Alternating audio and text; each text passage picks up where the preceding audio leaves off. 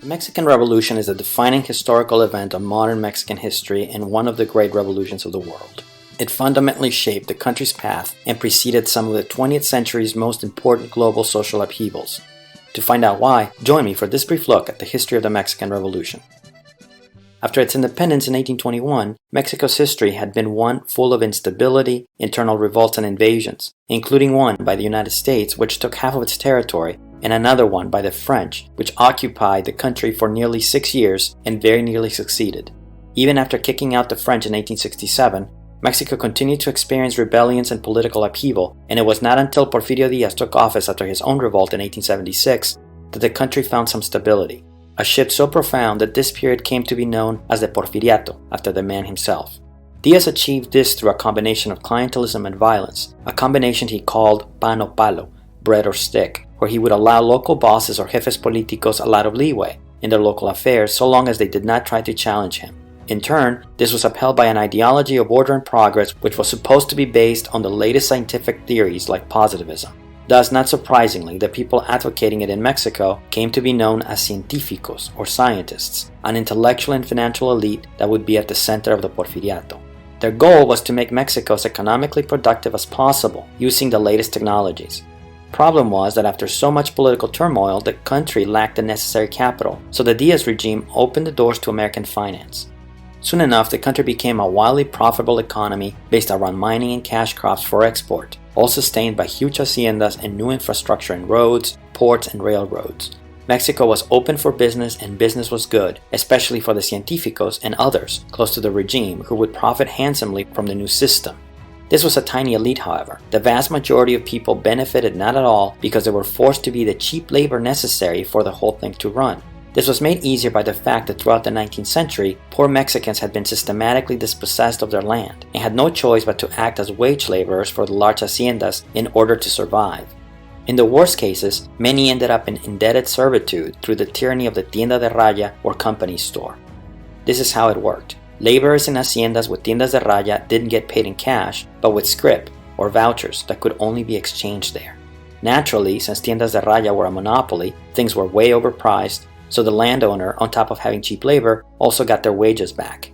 Even worse, illiterate as they were, workers were often tricked into debt that they could never repay, and should they die, the financial obligations simply moved to their next of kin. If they tried to escape, the police would make sure they couldn't go far, and if they tried to organize themselves to fight back, this was also dealt with violently. There were two famous examples of this prior to the revolution, Cananea and Rio Blanco. Both were strikes. The first one against an American-owned copper mine in Sonora in 1906, and the second one against a French-controlled textile mill in Veracruz in 1907. The discontent in Sonora stemmed not just from general conditions, but from the fact that American workers got paid more for the same job, while in Veracruz, the problem was part of wider labor unrest that included Puebla and Tlaxcala, as well as railroad workers. Regardless of the reasons, both were crushed. In Cananea, this was done by Mexican troops along with Arizona Rangers, who illegally crossed the border to support the Mexican rurales. In the confrontation, about 23 people died and several dozen were wounded.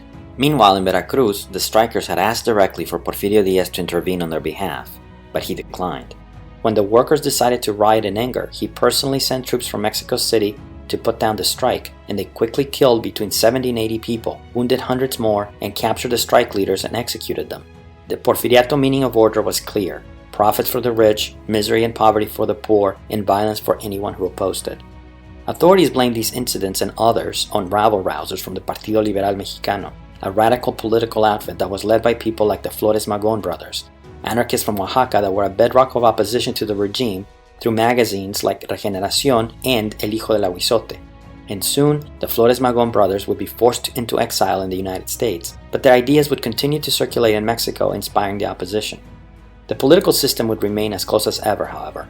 Porfirio Diaz's original 1876 revolt had demanded Mexican politicians stop re-electing themselves with the slogan, "Effective suffrage, no re-election." But after briefly stepping down in 1880 and allowing his close collaborator Manuel González to be president, he came back in 1884 claiming his slogan referred to an immediate re-election. Of course, in 1888 he changed his mind again. Mexico needed him to stay on, you see. What could he do but answer the call of his country? Then in 1904, the regime lengthened the 4-year term to a 6-year one to make the electoral sham even less necessary. Politically, everything seemed to be under control, except for one thing: time. In 1904, Don Porfirio was already 74, meaning he would be 80 by the end of his 6th term, so everyone expected that he would soon leave the scene. This was especially so because in 1908, he granted an interview to James Creelman, an American journalist, where he said that he would not run again in 1910, that he welcomed an opposition party in Mexico, and that after many years the country was finally ready for democracy. The bombshell news jolted Mexican politics as people wondered who the potential successors for Don Porfirio might be. The two early frontrunners were José Limantur and Bernardo Reyes. The first was the Secretary of Finance and a member of the Scientificos, and the second was a general, former Secretary of War, and the man Díaz appointed to be the governor of Nuevo León. Even after Don Porfirio dispensed with the fiction that he was not running in 1910, the Reyes and Limantur supporters moved to try to secure a vice presidential spot for their candidates. Reyes had genuine popular support and was the obvious pick to succeed Don Porfirio, given his loyalty and overall disposition to follow the order and progress ideology of the Porfiriato. But where a different politician might have seen a reliable person that might continue his project, Don Porfirio only saw a threat to his power, and so quickly suppressed the Reyista clubs and kept a vice president that was personally unpopular, Ramón Corral. Don Porfirio wasn't ready to leave the scene yet, so attention then turned to a newcomer, Francisco Madero. Madero was the son of a rich family from Coahuila whose grandfather, Evaristo, had been governor of Nuevo León in 1880 but who had been subsequently politically sidelined by Porfirio Díaz. Educated in France and the US, when Díaz claimed he would not run again in 1910, Madero wrote a book called The Potential Succession in 1910, which basically thanked Don Porfirio for his service, but argued that the only way forward was to have truly free and fair elections. It was the natural step in the country's political development. At first, the regime didn't worry too much about him since he was a complete unknown.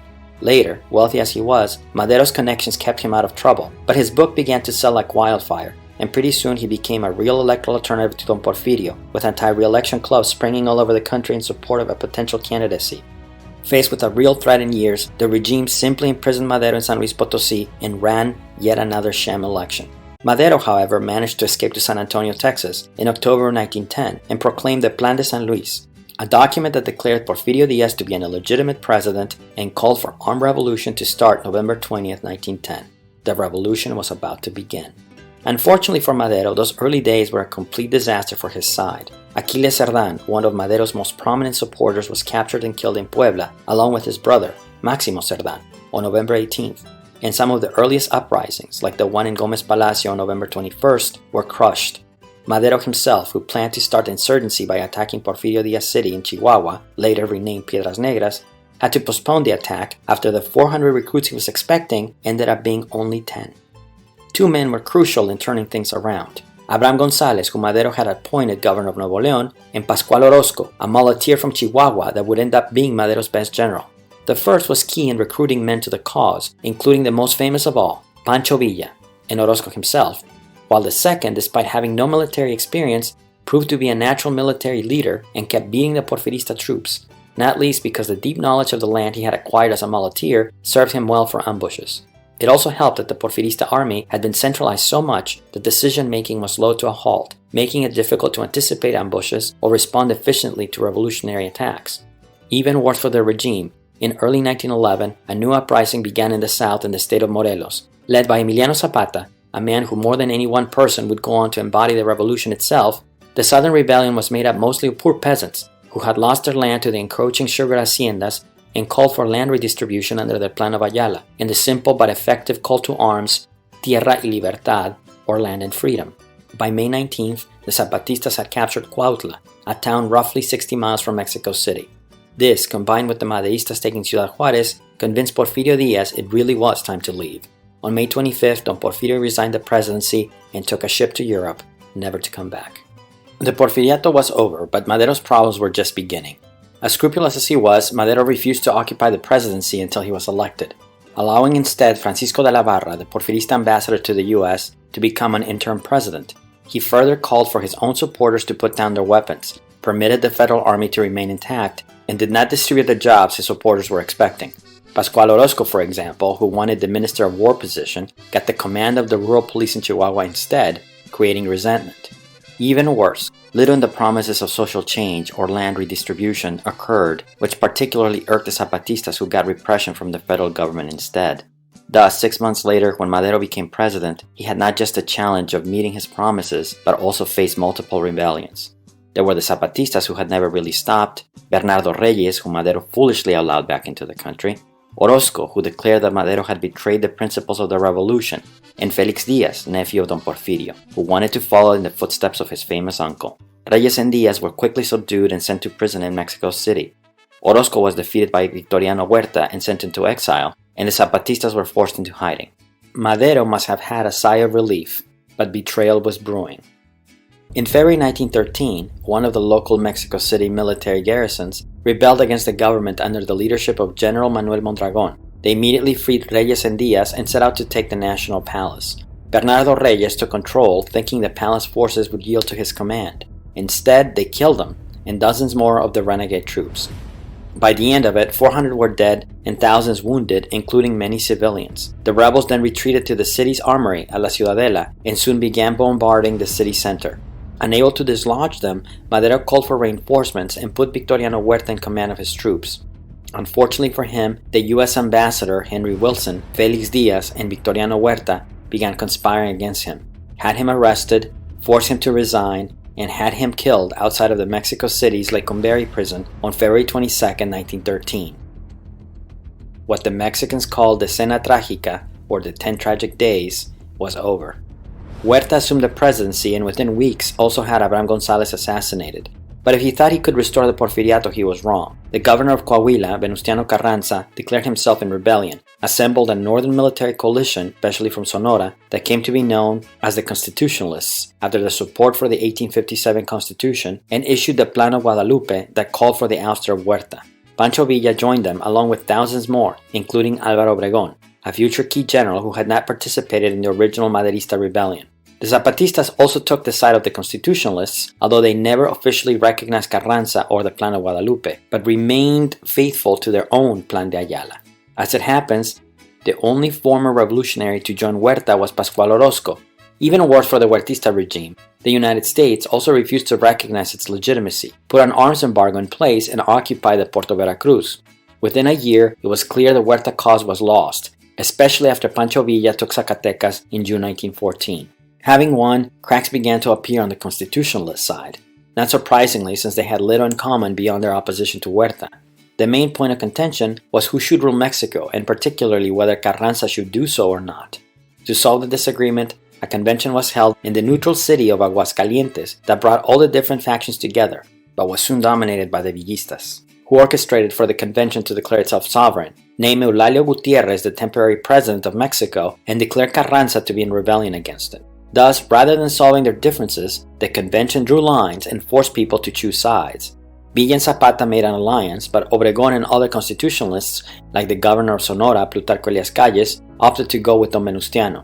At that moment, the conventionalists outnumbered the constitutionalists, so within a month, Zapata and Villa had taken Mexico City. This, however, was the height of their power. Neither of them was that interested in either maintaining power for themselves or controlling the government. They were basically Federalists that wanted to be left alone, not the ingredients necessary to purge the other revolutionary factions. And so Zapata went back to his stronghold in Morelos, and Villa was left to deal with Carranza's forces on his own. Then he began committing mistake after mistake. The most crucial one was that instead of luring Obregón to the north, like his main general Felipe Angeles wanted, Villa let him pick the terrain. Obregón chose El Bajío, a place where he could use some of the tactics he had read they were using in Europe. In the subsequent Battle of Celaya in 1915, Obregón lost his arm, but Villa lost his army, as his men got mowed down by machine guns from soldiers hidden in trenches. The Northern Division, as the Villista army was called, would never amass those numbers again. But Villa himself would not leave the political scene quite yet. In the meantime, Zapata had begun redistributing land to people in Morelos and maintained his strategy of guerrilla warfare, expanding from time to time to neighboring states. But he could not keep Carranza from consolidating power, especially after Villa's defeat and the U.S. recognizing Don Venustiano as the de facto president in October 1915. Villa was furious with the news, and in an insane plan to goad the U.S. to invade Mexico and weaken Carranza's regime, the general and a few hundred men raided the town of Columbus, New Mexico in March 1916, killing 67 Americans, including several civilians. In response, the U.S. did send troops to Mexico under Colonel John Pershing, future World War I general, But his punitive expedition failed completely, other than to cause political headaches for Carranza, who protested but could do little other than to hope they gave up, which they eventually did in February 1917. Meanwhile, eager to bolster his position, Carranza decided to call for a constitutional convention which would legitimize not just his regime, but his revolutionary project, and made sure to exclude Villistas and Zapatistas. What resulted was the Constitution of 1917, the first document in the world to include social rights, including free education and labor rights, in Articles 3 and 23, respectively. It also included Article 27, which nationalized all land and resources that weren't already in private hands, in effect incorporating some of the Zapatista goals into the Constitution, despite their physical absence. A few months later, Venustiano Carranza got exactly what he wanted and was elected president under a new constitutional regime. Even better from his perspective, his government was finally able to neutralize the threat from Morelos, as Emiliano Zapata fell into a trap and was assassinated by Carrancista troops on April 10, 1919, at an hacienda in Chinameca. He was 39. It looked like political stability might have finally arrived, but the revolution wasn't over just yet. The peaceful transfer of power issue had not actually been resolved, and it came roaring back in 1920 because although Carranza decided to respect the principle of no re-election, he tried to place his own man at the helm and leave Álvaro Obregón and other constitutionalists, especially those from Sonora, out in the cold. Since the man he picked, Ignacio Bonillas, was an obscure diplomat that had no popular base of his own, the group from Sonora interpreted it as a sure sign that Carranza was trying to perpetuate his power through a puppet. Thus, in April 1920, they declared themselves in rebellion with the Plan of Agua Prieta and quickly gained support throughout the armed forces. Faced with such massive opposition, Don Venustiano decided to relocate his government to the coast in Veracruz, but he never got there. Bombs destroyed the track of the train he was riding, forcing him to try to flee into the mountains on horseback. He did not make it far. In the early hours of May 21st, Carranza was murdered in Tlaxcalantongo, a hamlet in the Puebla Highlands. He was 60. Power was now in the hands of the Sonoran group. Adolfo de la Huerta took office for just a few months while Obregón was duly elected for the period 1920-1924.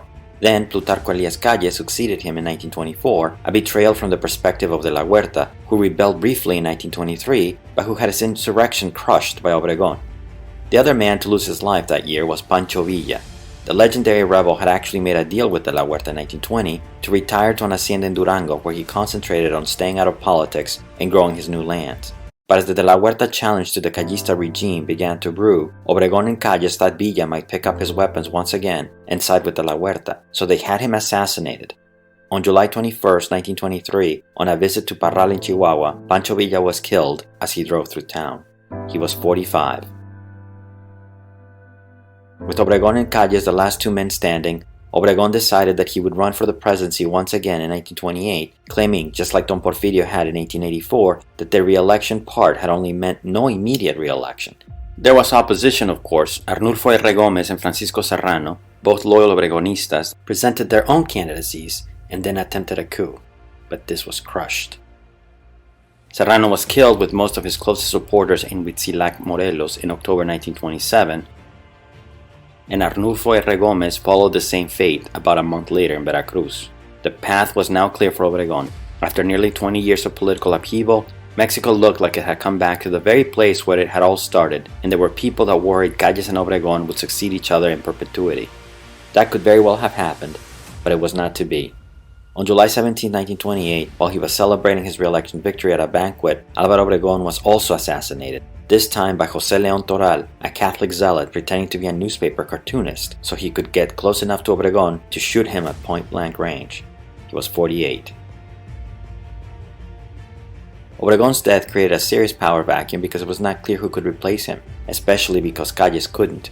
To solve the problem, Calles made a deal where no politician in the country could re-elect themselves, including him, and created a political party intended to adjudicate political disputes inside the organization, rather than with bullets. He was then able to place himself as the power behind the throne, picking the presidents to be. This lasted for 6 years, a period known as the Maximato, but eventually one of the prodigies he chose for president, Lázaro Cárdenas, got the best of him and sent him into exile. The party Calles founded, however, what became known as the PRI, or Revolutionary Institutional Party, would shape Mexican politics for the next 70 years. And although far from being a democracy, with the new party in charge, the country did finally gain stability and regular peaceful transitions. Thus, after so much death and despite many revolutionary promises going unfulfilled, The revolution did solve the stability and re-election problem, an issue that had plagued the country for most of its history up to that point. Far from what the revolutionaries might have hoped for, but better than one could have expected as late as 1928. And so it goes with revolutions.